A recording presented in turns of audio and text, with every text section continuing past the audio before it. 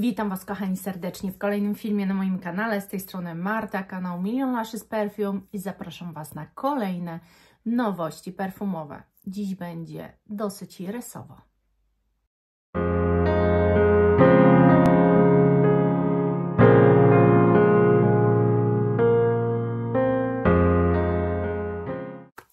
Tak jak na wstępie już Wam zdążyłam powiedzieć, dzisiaj będzie dosyć irysowo, ale nie tylko, natomiast głównie skupiłam się na irysach. Jest jeden irys, o który zostałam poproszona przez Madzie. Pozdrawiam Cię serdecznie, Magda. A reszta, no to po prostu chciałam te nowości poznać. Więc nie przedłużam, bo wiem, że wszyscy czekacie na nowinki. Zacznę od pierwszego zapachu. A pierwszym zapachem, o którym Wam powiem, lata mi tu jakaś mucha i ona może tu się pojawiać cały czas, bo nie mam teraz jak jej zabić. Tak, ona będzie tu latała.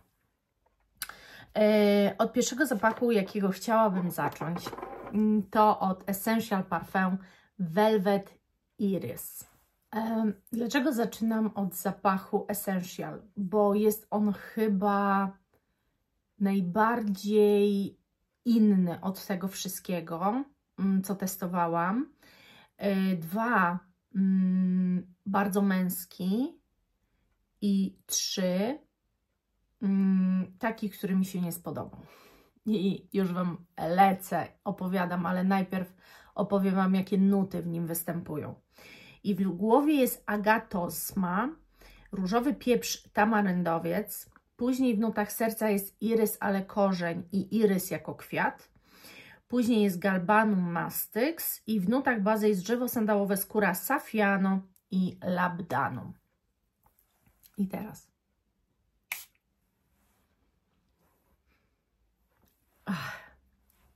On jest bardzo ostry. Wiecie, że to jest irys. Wręcz marchewkowy irys. To jest dokładnie, tak bym go ujęła. Irys marchewkowy, bardzo też suchy. Niesamowicie zapach jest suchy.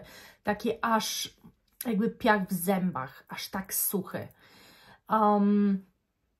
Natomiast zdecydowanie czujecie korzeń marchewki, więc zakładam, że jest to po prostu irys taki właśnie marchewkowy. Bardzo fajnie leży na facetach. Ja na sobie nie czułam się z nim dobrze. Jest to taki rodzaj zapachu, który raczej nie trafi do ogółu. Myślę, że jeżeli ktoś widzi Velvet Iris i myśli, że dostanie piękny, kwiatowy irys, taki wręcz jedwabisty, taki właśnie welwetowy, puszysty, puchaty, to nie. To jest bardzo właśnie marchewkowy i bardzo irys taki suchy. I tak naprawdę tak czuć cały czas. Nie bardzo się ten zapach jakoś zmienia. On generalnie tak wybrzmiewa, taki jest.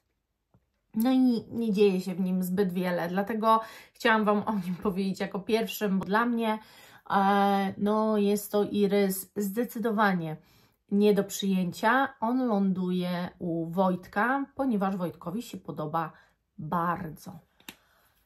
Następny zapach, o którym Wam powiem, to jest Armani Privé, czyli ta kolekcja butikowa Armaniego i zapach Iris Blue.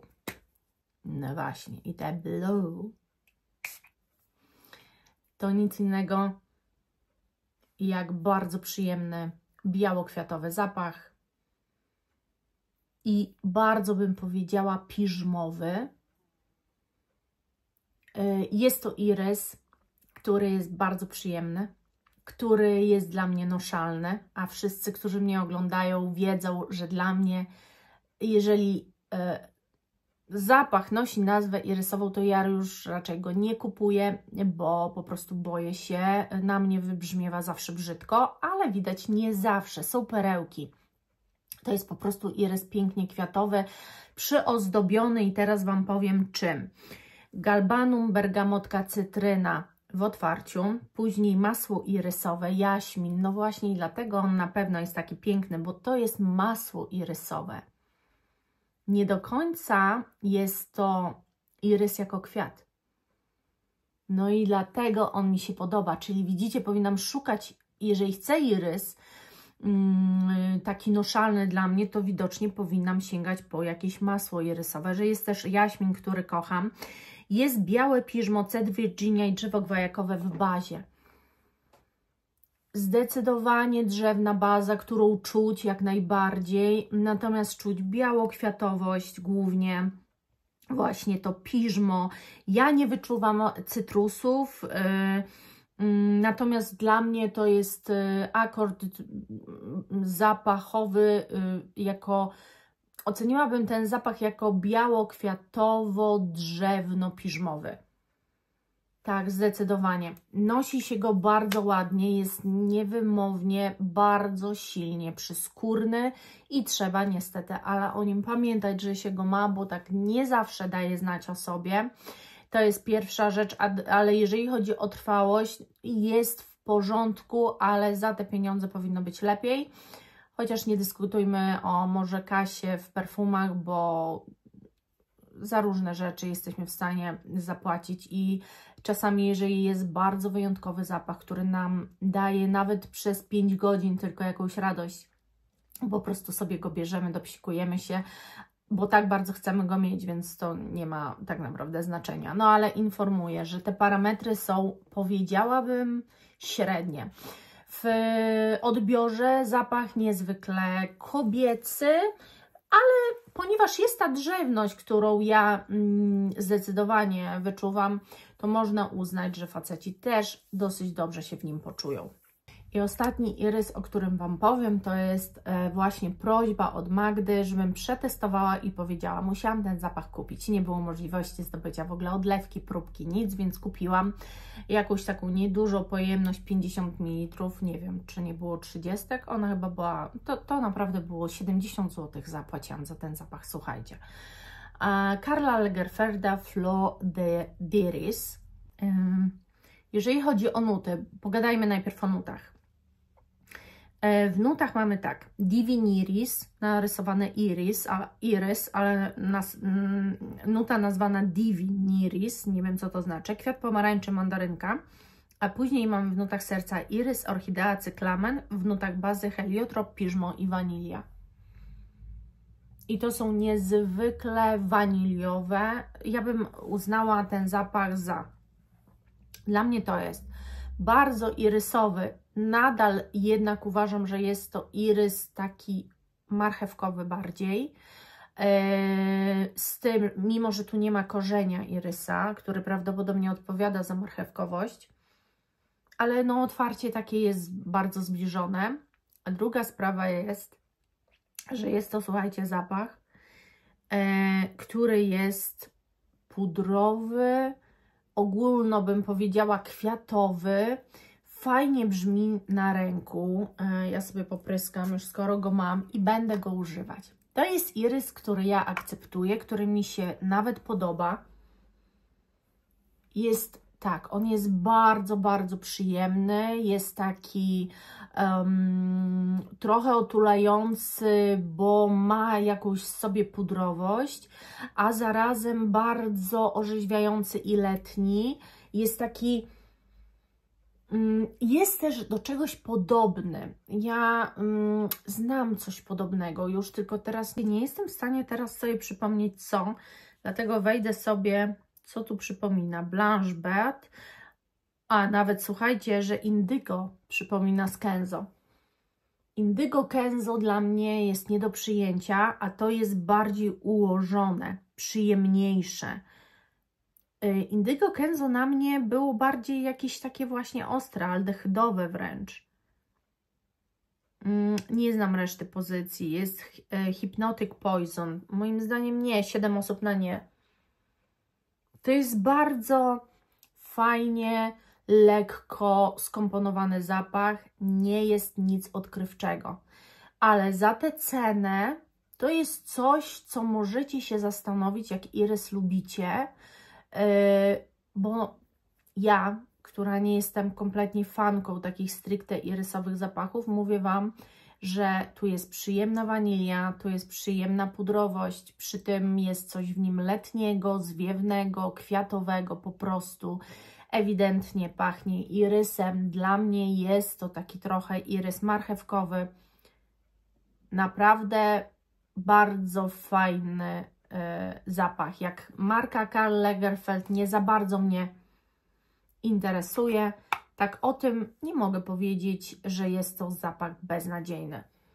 Jest to irys, który niezwykle ładnie się układa. Naprawdę bardzo ładnie. Przejdźmy do tego, co irysowe nie jest. Chciałam Wam powiedzieć, że wyszedł nowy zapach Prady Paradoxe, kolejny flanker, Radical Essence i ja powiem tak, jest niezwykle interesujący. I teraz kolejny zapach, który zaskoczył mnie bardzo. Ten zapach, w ogóle się nie spodziewałam tego, co tutaj jest. Słuchajcie. Żeby było śmiesznie, Fragrantica podaje, że ten zapach składa się z 3 nut, w tym z neroli, którego ja nie lubię. Ale jest też pistacja i drzewo sandałowe. I ten początek dla mnie to jest troszeczkę tak bardzo tylko delikatnie przez tę pistacjowość, podobny do Angela Stellar, ale naprawdę jakby nie chcę porównywać w ogóle tych zapachów, ponieważ tu nadal mamy Pradę Paradoxe. Wyczuwa się nadal te Pradę Paradoxe. Faktycznie jest cały czas taka nuta bazowa tego głównego zapachu. Ale pierwsze uderzenie jest takie gourmandowe, pistacjowe, bardzo przy tym drzewne. I tak naprawdę on jest pierwszym takim zapachem, moim zdaniem, flankerem Prady Paradoxe, która jest drzewna. I to bardzo silnie drzewna. Natomiast jak ten zapach się ułoży, to Wam powiem, że ma coś w sobie przyciągającego, hipnotyzującego. Jest to coś, co intryguje, może trochę wciąga. Ta drzewność to jest jakby taki smaczek. Wydaje mi się, że jest tu podobny myk zastosowany. Nie wiem, czy pójdzie w to Prada dalej, jak w Hugo Boss Alive. Ponieważ każdy flanker następny był coraz mocniej drzewny i ten ostatni jest już najbardziej drzewny jak się da i przez to na przykład dla mnie jest strasznie mocno intrygujący. Ale wiem, że dla wielu jest to raczej już taki flanker przeszkadzający, za mocny, już kojarzy się bardziej męsko. Moim zdaniem ten, nie wiem, czy skojarzy się męsko, ale wiecie, co Wam powiem? Ja mam tu 5 ml odlewki, to mi na trochę wystarczy, biorąc pod uwagę moją kolekcję. Ale nie wiem, czy nie chciałabym tego mieć w kolekcji, dlatego że on pachnie, moim zdaniem, niszowo. On mnie zaskoczył do tego stopnia, ponieważ jest taki początek, który jest właśnie gourmandowy, pistacjowy, dalej z tą taką delikatną słodyczą Prady Paradoxe. Po chwili troszeczkę ta gourmandowość przygasa, ale to chwilę trwa i później jak się ułoży, jest właśnie taki drzewny, ale mimo wszystko dosyć słodki. Nie wiem, z czego ta słodycz ma się brać, chyba cały czas z tej pistacji. Nie wiem, bo tu naprawdę pokazują tylko 3 nuty. Zapach, jak go wąchacie, to macie wrażenie, że macie do czynienia z czymś naprawdę niszowym. Ten zapach moim zdaniem wyszedł świetnie.